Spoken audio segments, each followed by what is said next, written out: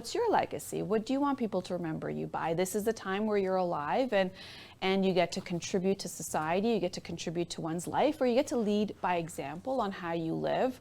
And so it's important to determine what you want people to remember you by, which is why I want to go to a statement put out by Steve Jobs. And these were his last words. Steve Jobs, who is the inventor of Apple, if you're an Apple computer user or telephone, any of the Apple products, well, Steve Jobs was the co-founder behind it, and he was a marketing genius on how he put out the products for Apple to differentiate itself from Microsoft and all other competitors. Well, he died at the age of 56. And I'm going to read you his last words of when he reflects on his life. He says, "I've reached the pinnacle of success in business. In other people's eyes, my life is a success. However, aside from work, I've had little joy. At the end of the day, wealth is just a fact I've gotten used to.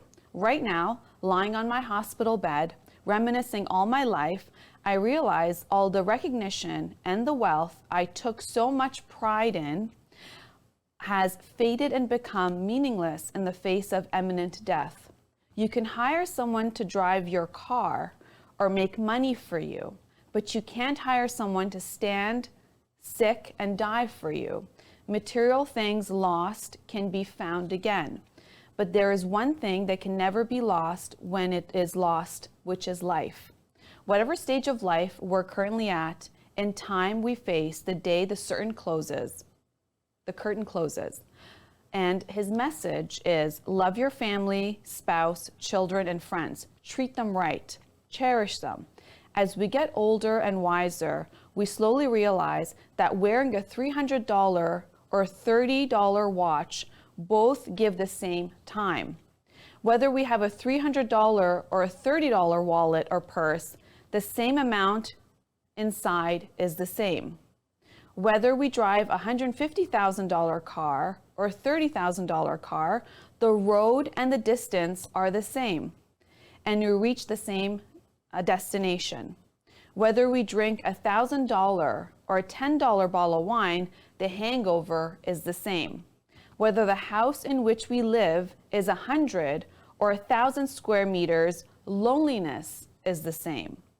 You realize that your true inner happiness does not come from material things of this world. Whether you travel first class or economy class, if the plane crashes, you go down with it. Therefore, I hope you realize when you have friends, brothers, and sisters, while whom you discuss, laugh, talk, sing, talk about north, south, east, or heaven and earth, this is the real happiness. An indisputable fact of life, don't raise your children to be rich. Educate them to be happy.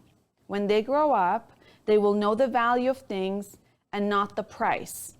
How beautiful life is. And those were the last words of Steve Jobs, who is the co-inventor of Apple. He's a billionaire. And his legacy, well, I've been using an Apple phone and Apple computer. His legacies, he's changed the way we communicate for good. As the iPhone came about, well, app stores began, and then, how we consume content, media, news, how we communicate with our loved ones, the fact that we have FaceTime and everything else in between. Well, he created that, but those were his last words, saying that, comparing what we're striving for. At the end of the day, it's the people who are in our lives, and that is the true meaning of happiness.